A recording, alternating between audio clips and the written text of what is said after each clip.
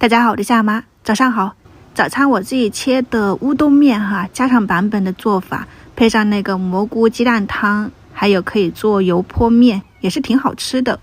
面粉我大概是倒了460克左右的，我是先称的那个袋子再来倒的，然后再倒了1勺的这种大米粉，给它混合均匀。粉质你就说是它500克左右嘛，然后水准备230毫升到250毫升左右上下去调节，加了2勺盐，用这个淡盐水去给它和面。你可以用普通面粉、高筋面粉、雪花粉、麦芯粉都是可以的，用盐水和出来都挺劲道的。你就少量多次的去添加，搅拌到是这种比较碎一点的面絮状，没有啥多的干匀面粉，你就给它怼成这种面团。刚开始很难揉，你就稍微醒一会儿，或者是找个帮手给它稍微的揉到光滑，就像这样子。因为它这水分没那么大嘛面条的话尽量硬一点比较好。我是昨天晚上和好的，放到冰箱去冷藏了1个晚上，所以背景有点吵，他们在玩游戏。早上8点40多分起来的，拿出来先醒一醒，然后你切点香菇大葱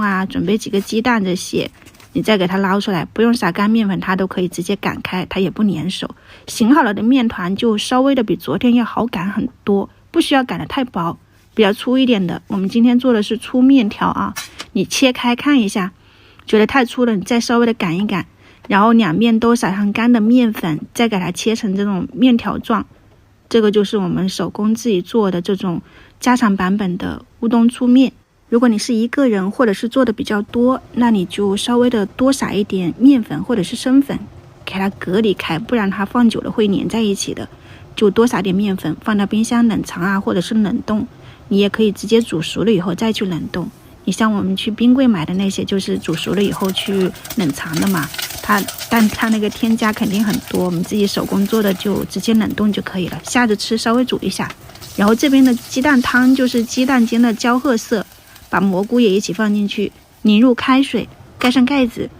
煮个2-3分钟，它那个汤就很浓白了。面条的话呢，多煮一会儿，你可以看到那种没有什么硬芯了就捞出来。我原本以为他们还没起床的后来起来的我就一起煮了。第二锅你可以加点冷水进去，这边的鸡蛋汤调味就加一点盐、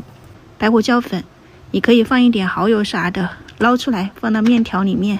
表面撒一点切好的大葱圈。香菇鸡蛋汤的乌冬面供大家参考一下，味道还是很鲜香的。或者是想要吃口味重一点辣一点的，咱们做一个油泼粗面。还有就是你这种粗面也可以做甜水面嘛，自己去调节一下就可以了。这个就是生抽醋蒜末油泼辣子，再来一点酱油啥的。